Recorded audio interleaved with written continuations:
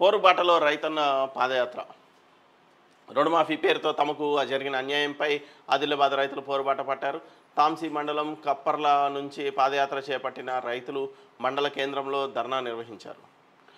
వానాకాలం వరి కూడా ఎండిపాయే. సూర్యాపేట జిల్లా తిరుమలగిరి మండలం కరువు ఛాయలు నెలకొన్నాయి.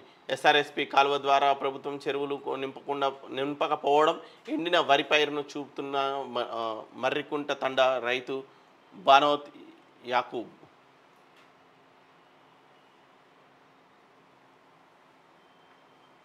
పేదల బస్తీపైకి రేవంత్ బుల్డోజర్. ఒకవైపు అధికార పార్టీ నేతలకు నోటీసులతో సర్ది పెడుతున్న హైడ్రా పేదల ఇండ్లపై మాత్రం బుల్డోజర్ను తోలుతున్నది. శుక్రవారం హైదరాబాద్లోని రామ్నగర్ మణెమ్మ బస్తీలో బుల్డోజర్లు విరుచుకుపడ్డాయి.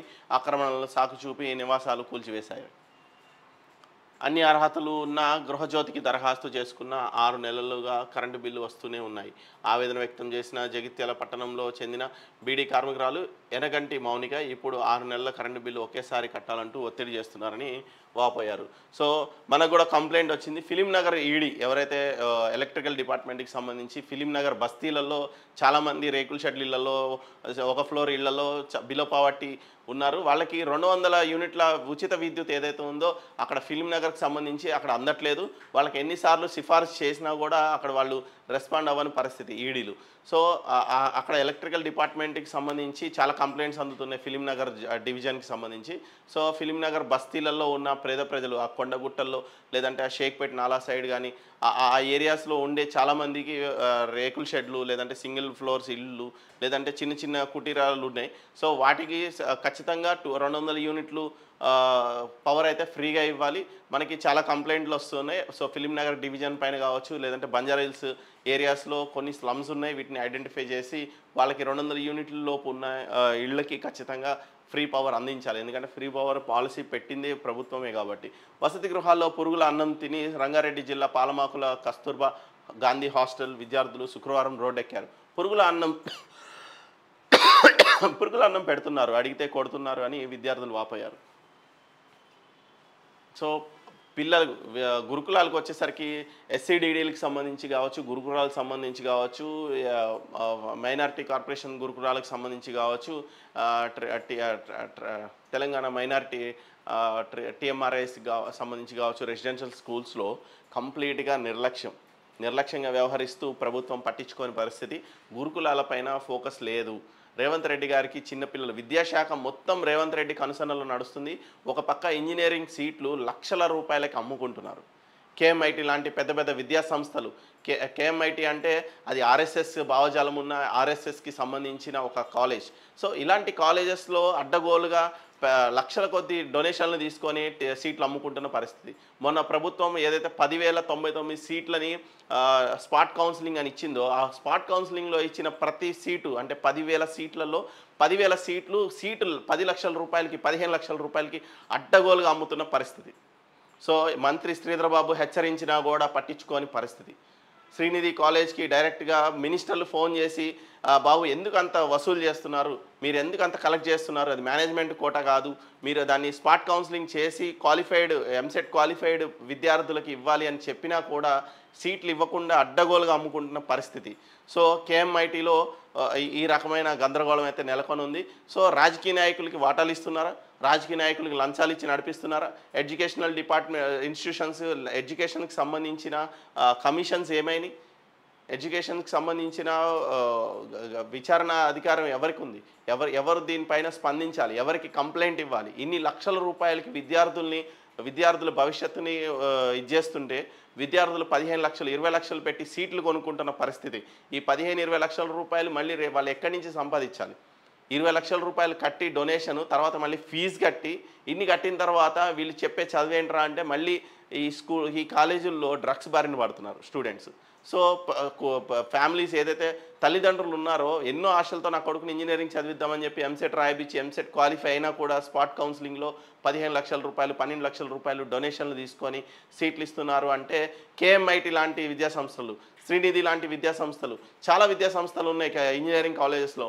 వాళ్ళ సొంత యూనివర్సిటీలో నుంచి దోచుకోవడం ఒకవైపు అయితే, ఇటు ఇంకొక వైపు అడ్డగోలుగా ఈ ఈ వ్యవహారం చేస్తూ ఉన్నారు. ఎవరైనా ఆ కాలేజీల్లో సీట్ కావాలి అని క్వాలిఫై అయ్యి వెళ్ళినా కూడా స్పాట్ కౌన్సిలింగ్లో సీట్ ఇవ్వాల్సిన పరిస్థితుల్లో వీళ్ళు అడ్డగోలుగా వ్యవహారాలు చేసి ఎన్ఆర్ఐ కోటాలు, బీసీ కోటాలు, లేదంటే మేనేజ్మెంట్ కోటా అని చెప్పేసి ఒక్కొక్క కాలేజు కేఎంఐటి లాంటి కాలేజ్ అయితే సంవత్సరానికి 60 నుంచి 70 కోట్ల రూపాయలు దండుకుంటుంది. మరి వీటిలో మినిస్టర్లకు ఎంత చిక్కుతుంది, లేదంటే అధికారులకు ఎంత చిక్కుతుంది, లేదంటే కమిషన్లకు ఎంత చిక్కుతుంది? సో చూడాలి. వీళ్ళందరూ అడ్డగోలుగా వ్యవహరించి సీట్లను అమ్ముకుంటున్న పరిస్థితి. కేఎంఐటి మీద ఖచ్చితంగా శ్రీధర్ బాబు గారు స్పందించాలి. కేఎంఐటి అడ్డగోలు వ్యవహారాలు, సీట్లని అడ్డగోలుగా అమ్ముకుంటున్న వ్యవహారంలో దానిపైన ఒక కమిషన్ వేసి ఎంక్వైరీ చేయాలి. విద్యార్థులు వాపోతున్నారు, విద్యార్థులు సూసైడ్లు చేసుకుంటున్నారు, తల్లిదండ్రులు లక్షల రూపాయలు ఫీజులు కట్టలేని పరిస్థితుల్లో ఈ కాలేజీ మనకి కాదు, కరెక్ట్ కాదు, వేరే కాలేజీకి వెళ్దామన్నా కూడా వాళ్ళు దానికే డిపెండ్ అయిపోయి నేను ఇక్కడే చదువుకుంటాను అని చెప్పి, ఒకవేళ అంత ఫీజులు కట్టకపోతే తల్లిదండ్రులు అప్పు చేసి ఆస్తులు నమ్మి కూడా 20 లక్షల రూపాయలు డొనేషన్లు కడుతున్న పరిస్థితి.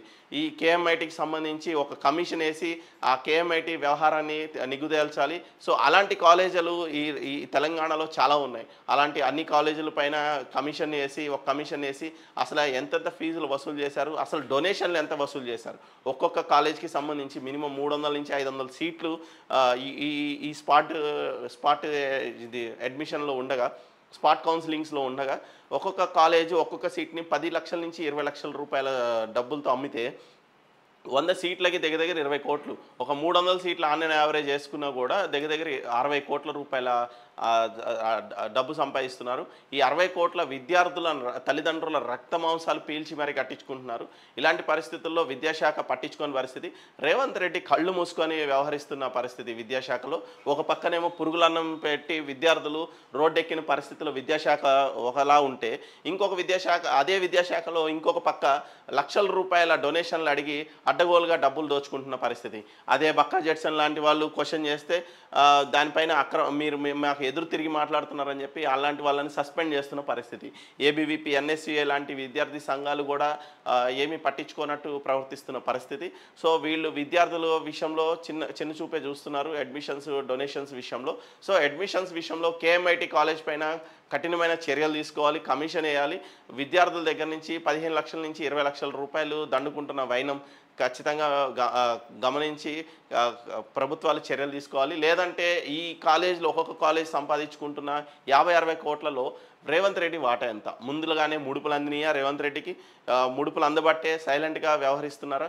లాస్ట్ మినిట్ వరకు స్పాట్ కౌన్సిలింగ్ ఎత్తని ప్రభుత్వం, మేమే ఎంసెట్ బోర్డు ద్వారా సీట్లు కన్ఫర్మ్ చేస్తా అన్న ప్రభుత్వం ఎందుకు లాస్ట్ మినిట్లో స్పాట్ కౌన్సిలింగ్ ఇచ్చింది కాలేజెస్కి? ఎందుకు అధికారులు ఇచ్చింది కాలేజీలకి? ఎందుకు కాలేజీలు 20 లక్షల రూపాయల పేమెంట్ సీట్ కింద కొనుక్కోవాల్సిందే మీరు, లేదంటే మీకు వేరే ప్రత్యామ్నాయం లేదు అని చెప్పేసి ఎందుకు వ్యవహరిస్తుంది? అసలు మినిస్టర్లకు కూడా రెస్పాండ్ అవ్వనంత తలపోగరు ఎందుకు ఈ కాలేజీలకి? మినిస్టర్లు ఫోన్ చేసి ఎందుకు మీరు అంతంత అమౌంట్లకి సీట్లు అమ్ముతున్నారు అన్నా కూడా పట్టించుకోకుండా నిర్లక్ష్యంగా వ్యవహరించి మినిస్టర్ అంతా మేము సీఎంనే కొనేసామన్న ధోరణిలో వీళ్ళు వ్యవహరిస్తున్న పరిస్థితి. శ్రీనిధి కాలేజ్ అవ్వచ్చు, లేదంటే కేఎంఐటి అవ్వచ్చు. కేఎంఐటి విద్యా సంస్థలతో పాటు అనుబంధ సంస్థలు 3 ఉన్నాయి. వాటిపైన కూడా చర్యలు తీసుకోవాలి. ఇది ఆర్ఎస్ఎస్ భావజాలం ఉన్న కాలేజ్. ఆర్ఎస్ఎస్కి సంబంధించి Keshava memorial institute of technology ఏదో ఉంది. సో దానిపైన చర్యలు తీసుకోవాలి రేవంత్ రెడ్డి గారు. మీరు నిజంగా ఎలాంటి అవినీతికి అక్రమాలకి పాల్పడకపోతే ఇలాంటి కాలేజీలపైన చర్యలు తీసుకోవాలి. 20 లక్షలకి ఒక్కొక్క సీటు, ఇంజనీరింగ్ సీట్ అమ్ముకుంటున్నారంటే ఇంతటి దౌర్భాగ్యం. రాష్ట్రంలో నీళ్లు నిధులు నియామకాలు అన్నారు, మరి విద్య పరిస్థితి ఏంటి? రక్షణ పరిస్థితి ఏంటి? రక్షణ కరువైపోయి రోడ్డు మీద ఉన్నారు సీఎం గారు, చదువు కరువైపోయి రోడ్డు మీద ఉన్నారు. ఒకవేళ చదువుకుందామని చిన్న పిల్లలు స్కూళ్ళకి, గురుకులాల్లో చదువులేని పిల్లలు, అంటే స్తోమత లేని పిల్లలు గురుకులాలకు వచ్చి టాలెంటెడ్ పీపుల్ అట్లా ఉంటే వాళ్ళకి పురుగులన్నం పెడతావా నువ్వు? ఇదేనా తెలంగాణకు వచ్చింది? ఎందుకైనా తెలంగాణ సాధించుకుంది? ఇది గత ప్రభుత్వం కూడా కొన్ని తప్పులు చేసింది, కానీ విద్యాశాఖలో ఎలాంటి అవకతవకలు లేవు. సత్యేంద్ర రెడ్డి గారు చాలా ట్రాన్స్పరెంట్గా ఎక్కడైనా ఇష్యూ ఉంటే ఇమీడియట్గా అడ్రస్ చేసి ఆఫీసర్లపైన చర్యలు తీసుకొని చాలా హానెస్ట్గా ఉండేవాళ్ళు. అలాంటి పరిస్థితులు గత ప్రభుత్వంలో ఉంటే ఈ ప్రభుత్వంలో విద్యార్థులు రోజు రోడ్డెక్కుతున్నారు. డిఎస్సి విద్యార్థులు రోడ్డెక్కుతారు, గ్రూప్ 1 విద్యార్థులు రోడ్డెక్కుతారు, ఎల్కేజీ యూకేజీ పిల్లలు కూడా రోడ్డెక్కి మాకు పురుగులన్నం పెడుతున్నారంటే ఇంతకన్నా నీచమైన రాజకీయం ఏముంటుంది? వీళ్ళ కడుపు కొట్టి నువ్వు సంపాదించుకుని చేసే పనేముంది? ఇంత అడ్డగోలుగా వ్యవహరించకూడదు. కనీసం దృష్టి పెట్టాలి. ఎంతసేపు సీఎం సీఎం సీఎం అనే హోదా కాదు. హోమ్ మినిస్ట్రీలో ఏం జరుగుతుంది, శాంతి భద్రతల పరిస్థితి ఎలా ఉంది, విద్యాశాఖ ఎలా వ్యవహరిస్తుంది, విద్యాశాఖలో చిన్న పిల్లలకి భోజనం పెట్టలేని నువ్వు ముఖ్యమంత్రి ఎందుకు? నీకు చేత కాకపోతే పక్కన ఇంకెవరికైనా ఇవ్వు. పెద్ద మనుషులు, ఒక పెద్ద స్థాయి వ్యక్తులు అంత అనుభవజ్ఞులకి ఇస్తే వాళ్ళు ఇది చేస్తారు. ఆ సీట్ని ఇంకెవరికైనా ఒక పెద్ద మనిషికి ఇస్తే విద్యాశాఖని ఆయన సక్సెస్ఫుల్గా రన్ చేస్తారు. అన్ని పదవులు నీ దగ్గరే పెట్టుకొని ఇట్లా పిల్లలను రోడ్డు మీద వేసి బలి చేస్తే ఏంటి పరిస్థితి? ఇక్కడేమో పురుగులన్నం తినలేక పిల్లలు రోడ్డు ఎక్కితే, ఇంకో పక్కన 20 లక్షల రూపాయలు డొనేషన్లు కట్టలేక, కేఎంఐటి కాలేజ్ లాంటి వాటికి 20 లక్షల రూపాయలు డొనేషన్లు కట్టలేక పిల్లలు సూసైడ్ చేసుకుంటున్న పరిస్థితి. తల్లిదండ్రులు రక్తమాంసాలు అమ్ముకొని, ఆస్తులు అమ్ముకొని ఫీజులు కడుతున్న పరిస్థితి. ఇదేం సర్కార్, ఇదేం పాలన? కేసీఆర్ మళ్ళీ వస్తే మంచిగుండు.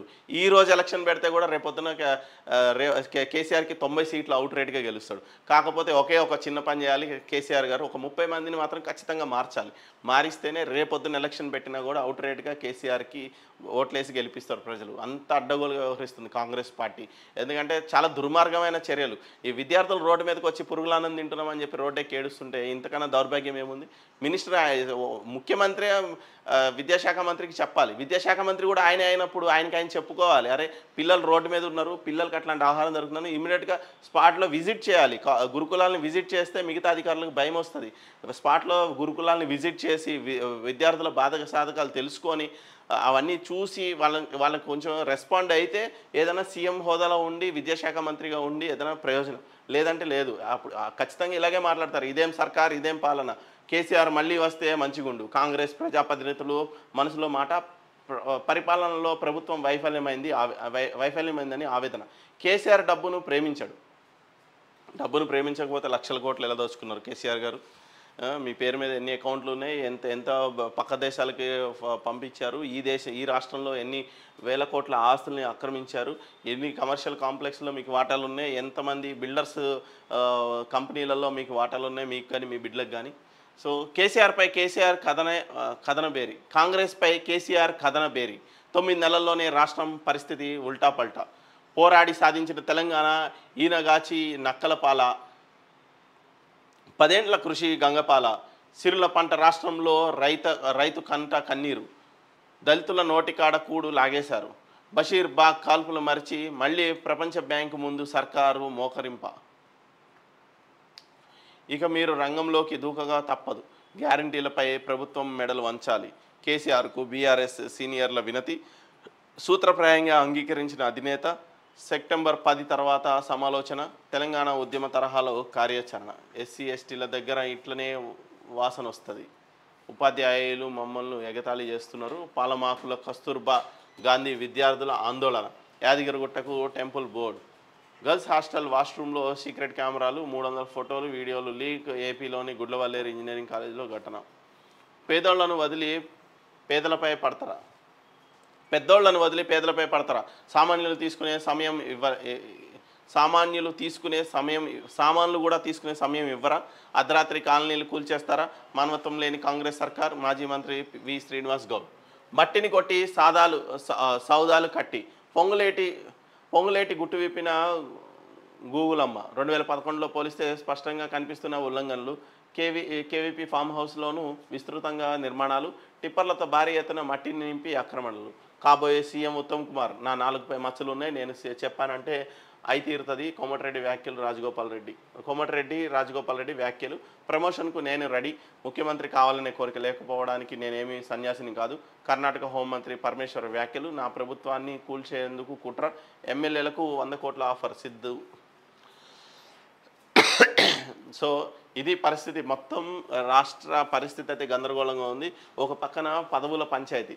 ఒకరు సీఎం పోస్ట్ని కొట్టేయడానికి ఒక పక్కన ఒకరు ప్రయత్నిస్తుంటే, ఒక పక్కన సీఎం ఏమో గుడ్డిగా వ్యవహరిస్తుంటే, హైడ్రా అనే ఒక డ్రామాని క్రియేట్ చేసి ప్రజల్లోకి వదిలితే ఇదంతా గందరగోళం సృష్టించి రైతు రుణమాఫీ పక్కదారి పడితే, విద్యార్థులు రోడ్డు పైనకు వస్తే అసలు రాష్ట్రం ఎంత దరిద్రంగా ఉందంటే, గతంలో ఓన్లీ కేసీఆర్ అహంకారం ఒకటే కనిపించేది. ఇప్పుడు ఎలా కనబడుతుందంటే వీళ్ళ వీళ్ళ గుడ్డి చేష్టలు కనబడుతున్నాయి. మొత్తం రేవంత్ రెడ్డి సర్కార్‌కి సంబంధించిన చేష్టలన్నీ గుడ్డి చేష్టలు. వాళ్ళెవరికీ కళ్ళు మూసుకుపోయినాయి. వీళ్ళకేమో నెత్తికెక్కినాయి కళ్ళు, వీళ్ళకేమో కళ్ళు మూసుకుపోయినాయి. కేసీఆర్‌కి నెత్తికెక్కినాయి అని గద్దె దించితే వీళ్ళకేమో కళ్ళే కనిపిస్తలేవు. కనిపించని పరిస్థితుల్లో నన్ను మన్నించండి అని చెప్పేసి కోర్టుని వేడుకుంటున్న పరిస్థితి. సో, దాంతో పాటు ఇక్కడున్న ఈ గురుకుల విద్యార్థులను కూడా క్షమించమని అడగాలి రేవంత్ రెడ్డి. సో, ఖచ్చితంగా దీనిపైన ఆయన స్పందిస్తారని కోరుకుంటున్నాం. సో, మొత్తానికైతే కవిత జైలు నుంచి బయటికి రావడము, కేటీఆర్